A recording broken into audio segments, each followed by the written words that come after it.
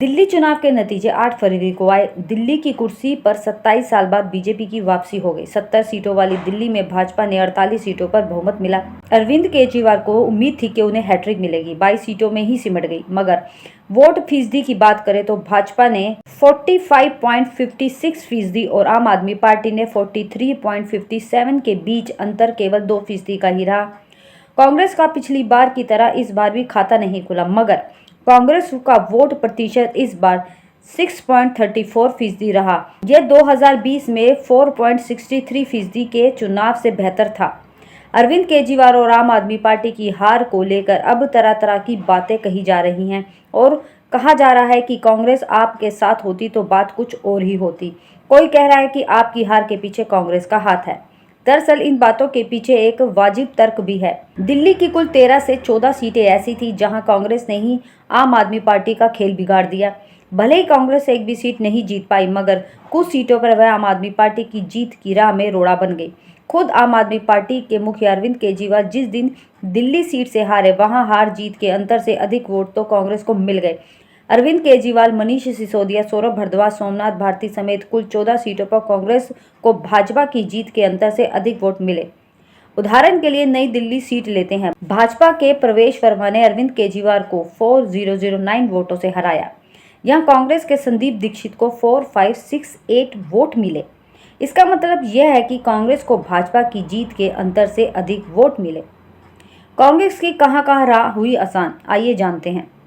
अब सवाल यह है कि दिल्ली चुनाव से कांग्रेस को क्या हासिल हुआ। दिल्ली हार कर भी कांग्रेस क्यों खुश है, तो इसकी कई वजहें हैं जिसे विस्तार से समझने की जरूरत है। भले ही राहुल गांधी की कांग्रेस दिल्ली में कमाल नहीं कर पाई, मगर हार कर भी वह अपनी पार्टी के लिए बाजीगर बनकर निकली।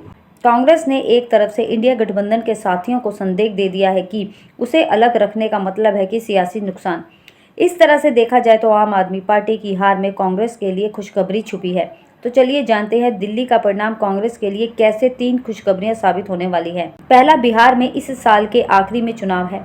दिल्ली चुनाव से पहले तेजस्वी लगातार कांग्रेस को आंख दिखा रहे थे। हरियाणा और महाराष्ट्र चुनाव में हार के बाद कांग्रेस की स्थिति कमजोर हो गई है। इसकी वजह से रजत कांग्रेस को इग्नोर कर रही है। राजद चाहते हैं कि कांग्रेस सीट के मोलभाव की स्थिति में नहीं रहे, इसलिए राजद ने कांग्रेस को अकेले चुनाव लड़ने की भी चुनौती दे डाली थी। मगर दिल्ली चुनाव के नतीजे ने राजद को अब सावधान कर दिया है। राजद दिल्ली में देख चुकी कांग्रेस का अलग रखने का नतीजा। ऐसे में अब कांग्रेस को राजद आंख नहीं दिखा पाएगी। सीट के मोलभाव में कांग्रेस की आवाज सुनी जाएगी।